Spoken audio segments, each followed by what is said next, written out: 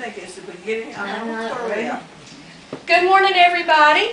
If you don't already know, I'm Bonnie Love, and I'm going to come talk to y'all today about safety and falling and how we're going to set up our rooms. And I've got some guides here that's going to help y'all. Some of this may not apply to you and your rooms, but you may have friends that live outside here that may need a little guidance and on some safety issues.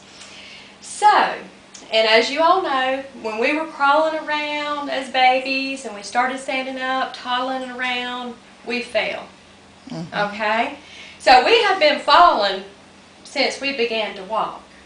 And even now, today, I still fall. Not too long ago, I was walking down the road and me and some friends trying to get some exercise in. Lo and behold, I fell. And as we get older, our bodies don't heal like they used to either.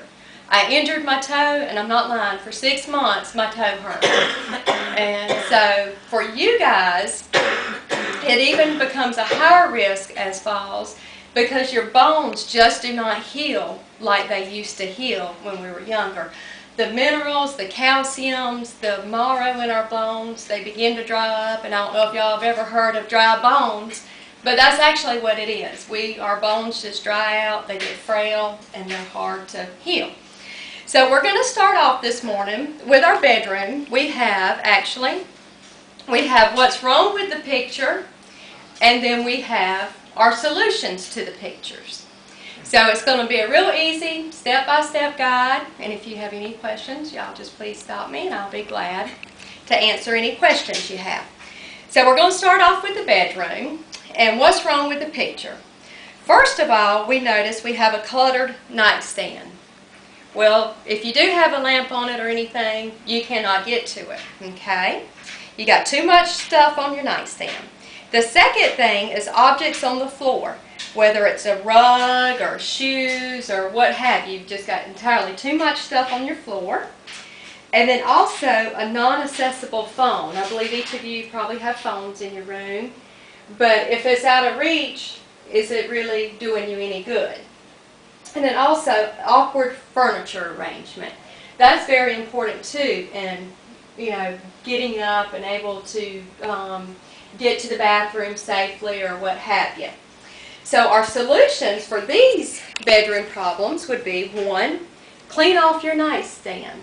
Okay? A neater surface that you have beside your bed, the better off you're going to be, because then you'll have a lamp that's going to be visible, and you can put your phone there so it'll be visible. So if the phone rings in the middle of the night, you can easily reach over and get it instead of trying to jump up, jump out of bed, or whatever may the case be. And also a lamp there for lighting. And then less clutter on the floor. I haven't been in your rooms lately, but if you do have clutter on your floor, it's also a hazard for tripping over and falling. And then also, again, have accessible to your phone. Make it easy where your phone is able to get to, or whatever you may use in order to reach for help. And then also better furniture placement. If you've got a pile of furniture in your rooms that you're having to weave around to get to the bathroom or to come out for dinner or whatever it may be, you may want to unclutter that furniture a little bit as well. Okay. Also, more focus on the bedroom. And this one is talking again, what's wrong with the picture? Okay. Little nighttime lighting. I don't know if you all have night lights or not, but you do need a little bit of light in your rooms. That way, if you do have to get up in the night, you can at least see where you're going and you're not just filling the walls and trying to guess. Okay. Also, assistance equipment not within reach of bed. And also disheveled bedding. So those can also cause problems. But we have solutions. Okay, our first solution, once again, if you've got that uncluttered nightstand, you're able to have your light and your telephone right there by you.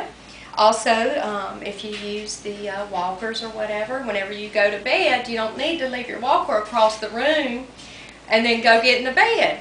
Because guess what? When you get up during the night, you don't have your assistance there that you need in order to walk. So that's also a safety issue. And then also too, keeping your bed tucked in. I don't know if y'all like a lot of blankets or not, but if you've got them draped off on the floor, your bedding or whatever, when you get up, you could easily tumble into that and cause a fall. Whereas if you keep your bedding tucked in neatly and you tuck yourself in bed, you should be okay getting up. Okay. We don't necessarily here have to worry about the stairway as far as going into your bedrooms, but you do have to, some of us use the stairs out here, even the walkway. If it's cluttered up with shoes or the kids' toys or what have you, those would also be hazards for falling. So what's wrong with the picture? First of all, there's no handrail. Second, it's cluttered.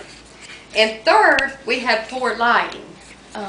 So our solutions would be have a handrail installed. I don't know if any of you have friends that has a staircase or going upstairs, but handrails are very important. And I feel a lot safer personally too when I use handrails. And if I have my one hand full, I'll always shift hands and put my stuff in the other hand so I can use that handrail, because it's a safety issue for me, and too, it's more self-confidence for me when I'm walking up the stairs. Clean your staircase and always have plenty of lighting. And as you'll notice, the lighting issue is really big because if you can't see, we don't know where we're going. Okay? The next we have is our living room. Right now we're sitting in the living room and it looks pretty good, doesn't it? Mm-hmm. Okay, what's wrong with the picture? Number one, non-secured rugs, exposed cords, and clutter. Okay, so what's our solutions going to be? First of all, we're going to remove those rugs. If rugs, sometimes you know how they curl up on the ends, or the way that rug was, it was just a loose rug. Those are very dangerous when walking, easily to trip over. Sometimes we just don't pick our feet up as high as we need to be, and sometimes we don't realize the rug is under shuffled, so that's a very important issue. Hidden cords. Cords are easily tripped over. And then also an organized room. The less clutter we have in our rooms, the easier it is going to be for us to get around. Okay. The next is our bathroom. Okay. So let's see, what's wrong with our picture here? Okay. Number one, we have no grab bars. Number two, poor lighting, which we've mentioned several times. Number three, loose bath mats. And number four, no assistive shower, meaning again in your showers you don't have the grab bars and so forth to help you. So our solutions are going to be, number one, install the grab bars. Number two, have a night light. Number three, either remove the bath mat or have a bath mat that has the non-skid rubber bottom so it actually sticks to the floor. And then number four, assistive equipment in the shower, whether it's your handrails in the shower, your shower chair, whatever it may be, able to assist you in the shower so you don't slip and fall. And last but least, our last area in the house that we have here is our kitchen. And so, what do we have wrong with the picture? Okay, poor placement in the cabinets, our rug again, and then pet dishes. Well, what can our solutions be? First of all, get better organized. In the kitchen, if you have a friend that does, a lot of cooking or what have you, she don't need to be up there reaching on the top shelf for what she uses the most. So the best way in the kitchen is to bring everything down to reach level. We don't need to be climbing the cabinets or pulling in chairs to climb up and try to get what we need. And then once again, the rugs. If you notice, we have mentioned rugs a lot. Rugs can really be hazardous and falls. And then the next thing is pet dishes. Sometimes we do have pets around and have bowls, but the pet dishes need to be up out of the way so we can